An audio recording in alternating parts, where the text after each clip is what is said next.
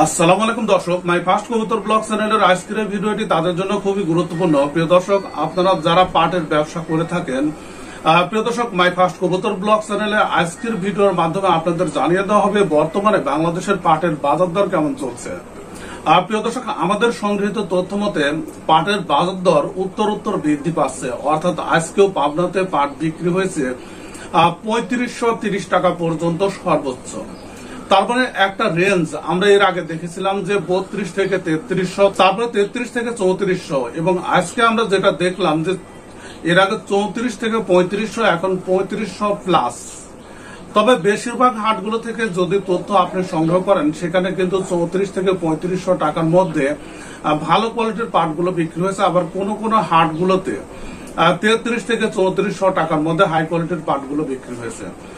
প্রিয় দর্শক, এছাড়া নাটোরের দিকে যদি তাকানো যায়, সেখানেও কিন্তু ৩৫ থেকে ৩৪০০ টাকা, এবং কোন হাটগুলোতে সর্বোচ্চ ৩৪০০-৩৪৫০ টাকার মধ্যে হাই কোয়ালিটির পাটগুলো বিক্রি হয়েছে।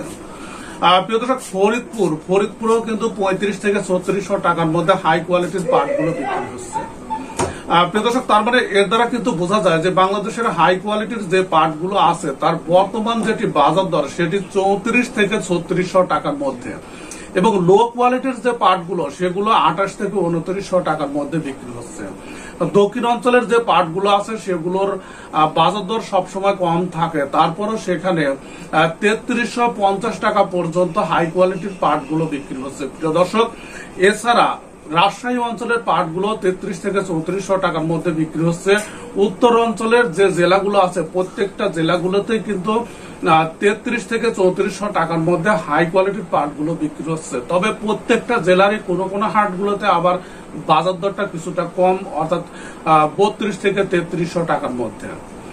প্রিয় দর্শক, এই ছিল আজকের পাটের বাজার দরের আপডেট। সঙ্গে থাকুন মাই ফার্স্ট কবুতর ব্লগ চ্যানেলের, তাহলে পাট সংক্রান্ত যাবতীয় তথ্য আপনি জানতে পারবেন ভিডিওর মাধ্যমে। ভিডিওটি দেখার জন্য আপনাদের সবাইকে ধন্যবাদ জানাচ্ছি।